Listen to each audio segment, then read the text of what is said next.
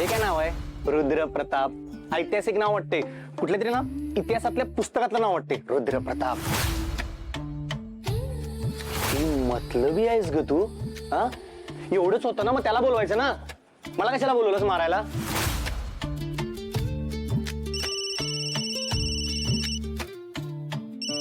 मोक्ष बोल ग. श्रावणी, उद्या आमच्या घरी कार्तिकच्या वाढदिवसानिमित्त पूजा ठेवली आहे, तर तुम्ही सगळ्यांनी यायचंय. मी, मम्मा, मामा, शुभू, पृथ्वी मामा, आपण आम्ही सगळ्यांना बोलवणार आहे. ठीक आहे, यायचंय. हा, काय पूजा? हो, दरवर्षी असते. काय झालं? काही प्रॉब्लेम आहे का? तुझं उद्या कुठलं काम आहे का? येऊ शकणार नाही आहेस का? अगं नाही, पण तुझ्या घरी पूजा आहे. शिरीष काका पण तिकडेच आहेत आणि सगळे येणार, म्हणजे आत्या सुद्धा येणार. आत्याने शिरीष काकांना बघितलं तर? हो ग, हा विचार मी केलाच नाही. मम्माने शिरीष काकांना बघितलं ना तर खूप मोठा प्रॉब्लेम आहे. तेच तर.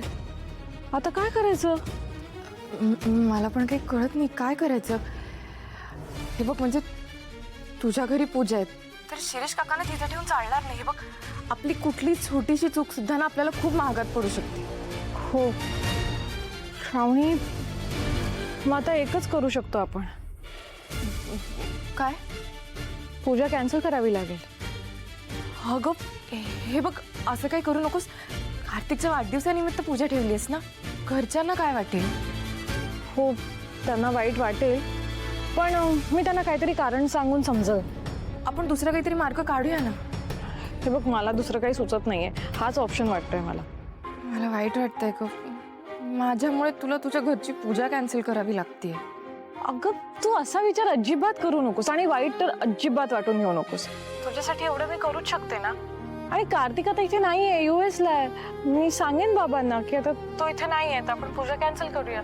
मी समजवेन त्यांना, तू नको काळजी करूस. ठीक आहे, ठेवते मी आता फोन. बाय. बरं.